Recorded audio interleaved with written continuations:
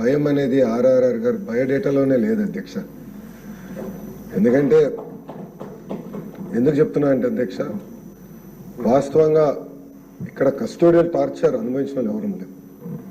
కేసులు పెట్టారు, మా పైన రాళ్ళు దాడి చేశారు, సోడా బాటిల్స్ ఇసిరారు, నా పైన కూడా SC/ST కేసు పెట్టారు, అటెంప్ట్ టు మర్డర్ కేసు కూడా పెట్టారు. కానీ ఈనాడు కస్టోడియల్ టార్చర్ అనేది మాకు అసలు నిజంగా ఆలోచించిన అధ్యక్ష. అలాంటిది మీరు ఆ రోజు ఇబ్బంది పడినా మిమ్మల్ని మీకు బెయిల్ వచ్చి ఏకంగా హైదరాబాద్ మిలిటరీ హాస్పిటల్లోకి చేర్చాలి, అక్కడ రిపోర్ట్ రావాలని వెళ్ళినప్పుడు కూడా కారులో కూడా మీరు వెళ్ళేటప్పుడు నవ్వుతూ వెళ్ళారు అధ్యక్ష. భయం అనేది ఎప్పుడు మీరు చూపించలేదు. అది మా లాంటి యువ ఎమ్మెల్యేలకు ఒక ఆదర్శం అని సభాముఖం తెలుపుకుంటున్నాను అధ్యక్ష. అధ్యక్ష, ఈ సభ సాక్షిగా నేను మిమ్మల్ని కొన్ని విషయాలు కోరాలనుకుంటున్నాను అధ్యక్ష.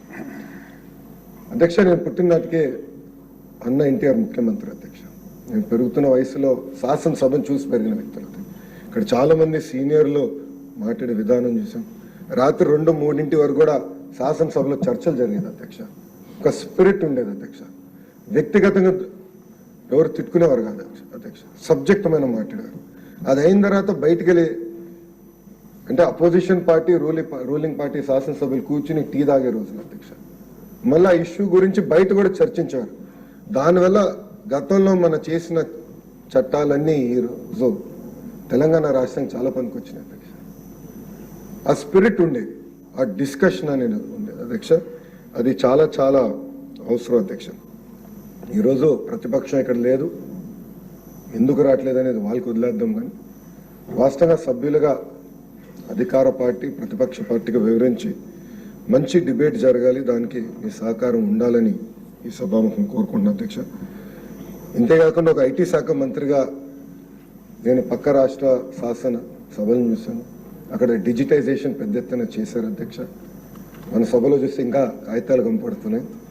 సో డిజిటైజేషన్ అయ్యన్న పాత్రుడు గారు మీ నాయకత్వంలో శాసనసభను మొత్తం డిజిటైజ్ చేయాలని నేను కోరుతున్నాను అధ్యక్ష. అంతేకాకుండా మీరు పార్లమెంట్ సభ్యులుగా చేశారు. పార్లమెంట్ ప్రాక్టీసెస్ గురించి నేర్చుకున్నాక ఏమైనా ఇక్కడ ఉన్న ఫస్ట్ టైం ఎమ్మెల్యేస్ చాలా మంది మేము ఉన్నాం, నేర్చుకున్నానికి సిద్ధంగా ఉన్నాం.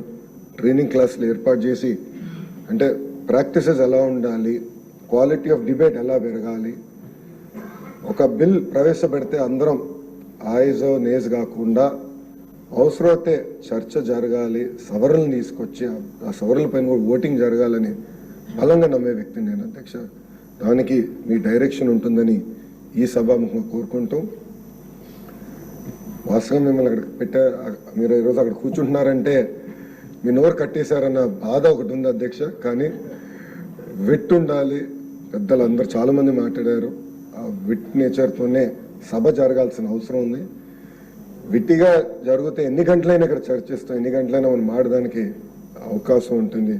అది మీరు కోల్పోకూడదని ఈ సభాముఖంగా మిమ్మల్ని కోరుకుంటూ, మళ్ళీ అధ్యక్ష మిమ్మల్ని పిలిచే అవకాశం నాకు ఇచ్చిన చంద్రబాబు నాయుడు గారికి, పవన్ అన్నకి, BJP నాయకులకి నా హృదయపూర్వక ధన్యవాదాలు తెలుపుకుంటూ సెలవు తీసుకుంటాను.